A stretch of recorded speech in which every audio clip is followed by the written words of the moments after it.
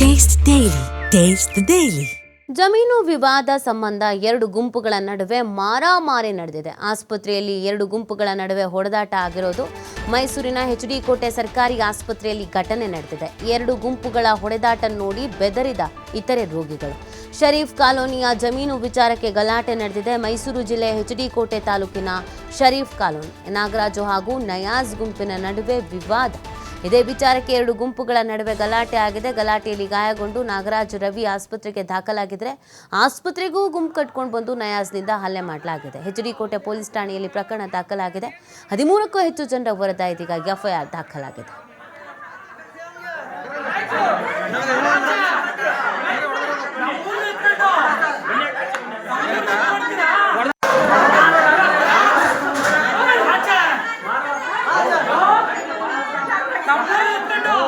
ಸಿದ್ದಣ್ಣ ಬಾ ಮರ ಅದೇನ್ರಿ ಮರ ಕಲಿತಲ್ಲ ಬರಲ್ಲ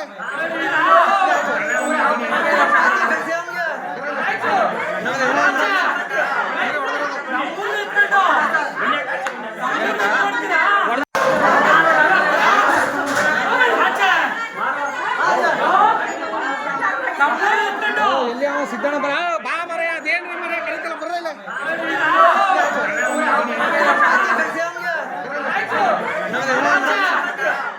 ಮತ್ತಷ್ಟು ಮಾಹಿತಿ ನೀಡ್ತಾರೆ ನಮ್ಮ ಪ್ರತಿನಿಧಿ ಪುನೀತ್. ಪುನೀತ್, ಈ ಪ್ರಕರಣದ ಹಿನ್ನೆಲೆ ಏನು ಪುನೀತ್?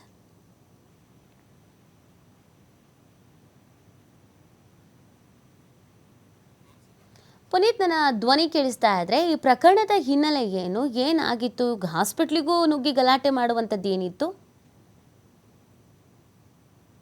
ಅನಿತಿ, ಎರಡು ಅಂದ್ರೆ ಇದು ಜಮೀನು ವಿಚಾರಕ್ಕೆ ಆಗಿರ್ತಕ್ಕಂಥ ಒಂದು ಗಲಾಟೆ ಆಗಿರ್ತಕ್ಕಂಥದ್ದು, ಮಾರಾಮಾರಿ ಆಗುತ್ತೆ. ಅದಾದ ನಂತರ ಗಾಯಾಳುಗಳು ಏನು ಆಸ್ಪತ್ರೆಗೆ ದಾಖಲಾಗಿರ್ತಾರೆ, ಆ ಒಂದು ಆಸ್ಪತ್ರೆಯಲ್ಲೂ ಕೂಡ ಗಲಾಟೆ ಆಗಿರ್ತಕ್ಕಂಥದ್ದು. ಸ್ಥಳಕ್ಕೆ ಈಗಾಗಲೇ ಎಚ್.ಡಿ. ಕೋಟೆ ಪೊಲೀಸರು ಕೂಡ ಭೇಟಿಯನ್ನ ನೀಡಿದ್ದಾರೆ. ಮುಖ್ಯವಾಗಿ ಎಚ್.ಡಿ. ಕೋಟೆ ಸರ್ಕಾರಿ ಆಸ್ಪತ್ರೆಯಲ್ಲಿ ನಡೆದಿರ್ತಕ್ಕಂಥ ಒಂದು ಗಲಾಟೆಯ ದೃಶ್ಯಗಳಿದು.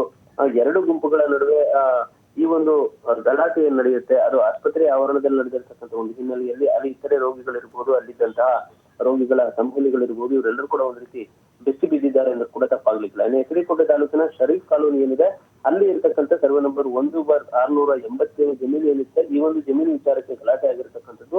ಅಲ್ಲಿ ನಾಗರಾಜು ಹಾಗೆ ನಯಾಜ್ ಅಂತಕ್ಕಂಥ ಇಬ್ಬರು ಗುಂಪುಗಳ ನಡುವೆ ವಾಗ್ವಾದವಾಗುತ್ತೆ, ವಿವಾದವಾಗುತ್ತೆ. ಈ ಒಂದು ಸಂದರ್ಭದಲ್ಲಿ ಮೊದಲಿಂದಲೂ ಕೂಡ ಈ ಒಂದು ವಿವಾದ ಇರುತ್ತೆ. ಇವತ್ತು ಆ ಒಂದು ವಿಚಾರ ಸಂಬಂಧಪಟ್ಟಂತೆ ಎರಡು ಗುಂಪುಗಳ ನಡುವೆ ಗಲಾಟೆ ಆಗಿರ್ತಕ್ಕಂಥದ್ದು. ಇನ್ನು ಗಲಾಟೆಯಲ್ಲಿ ನಾಗರಾಜ್ ಹಾಗೆ ರವಿ ಎಂಬುವರ ಏನು ಗಂಭೀರವಾದಂತಹ ಗಾಯಗಳಾಗಿರ್ತವೆ. ಆ ಒಂದು ಸಂದರ್ಭದಲ್ಲಿ ಅವ್ರನ್ನ ಆಸ್ಪತ್ರೆಗೆ ದಾಖಲಿಸುವಂತ ಒಂದು ಕೆಲಸ ಕೂಡ ಆಗಿರುತ್ತೆ. ಈ ಒಂದು ಸಂದರ್ಭದಲ್ಲಿ ಆಸ್ಪತ್ರೆಗೂ ಕೂಡ ನಯಾಜ್ ಏನು ತನ್ನ ಗುಂಪನ್ನು ಕಟ್ಕೊಂಡು ಬಂದು ಅಲ್ಲಿ ಹಲ್ಲೆಯನ್ನು ಮಾಡ್ತಕ್ಕಂಥ ಒಂದು ಕೆಲಸಕ್ಕೆ ಮುಂದಾಗಿರ್ತಕ್ಕಂಥದ್ದು.